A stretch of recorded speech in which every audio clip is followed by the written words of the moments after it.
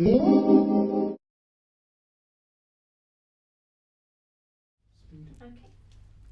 One of the most impressive things of the movie is the incredible world of Oz. How did you create it?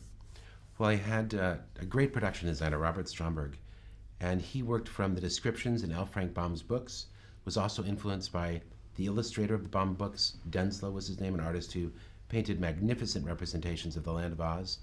And we always assumed that Baum must have approved of that look because they were in his books after all.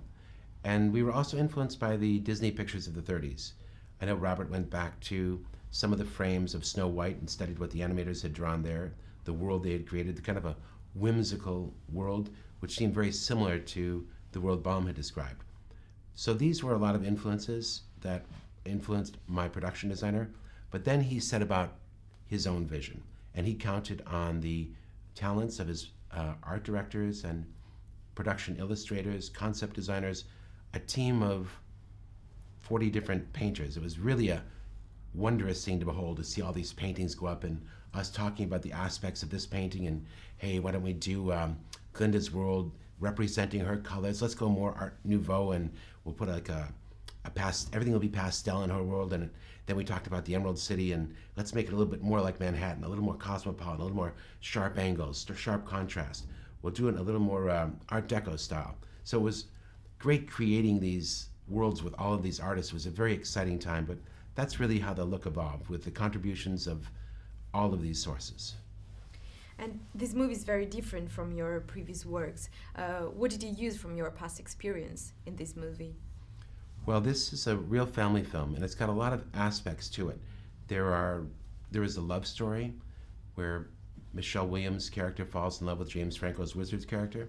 So I needed to track that, and so I used a lot of the writing experience that I had from the many years of making dramatic pictures, and I used everything I knew about directing actors from working with great actors like Gene Hackman or Cate Blanchett or Russell Crowe or Leonardo DiCaprio. I took the lessons I had learned, and I needed every one of them, and applied it to this job as far as getting the performances that I needed.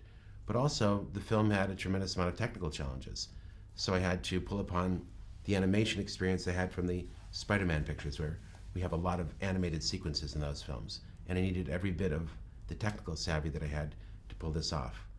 And last but not least, the scope of the thing required a tremendous amount of organization. And I think that's something I've learned over the largest of the pictures that I've made, is how to delegate that authority and how to handle all the departments at once. I was very intrigued as well by the political side of The Wizard, I think, because it's a movie about leadership as well. And I wonder if you had like a kind of politician in mind, or like a message in mind as well. There is a political story, and you're right about that. I didn't have a message regarding that aspect of the story, but you're absolutely right.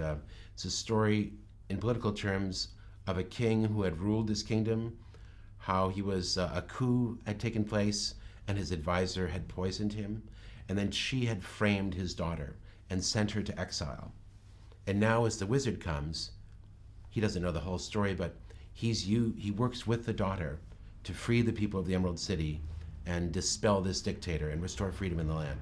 So it does have a simple political story, but primarily it's a story of the heart. The Oz the Great and Powerful is really the story primarily of a selfish man who somewhere deep inside has a good heart, and he just can't recognize it.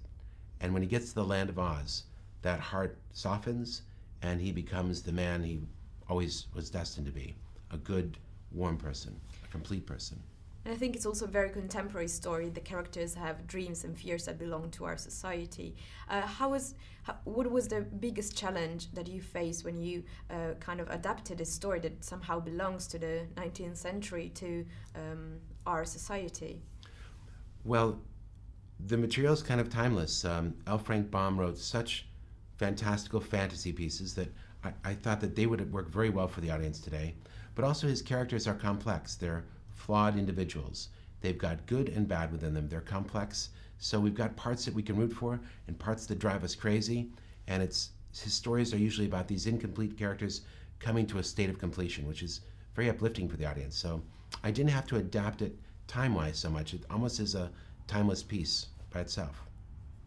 Thank you so much. Thank you for having me.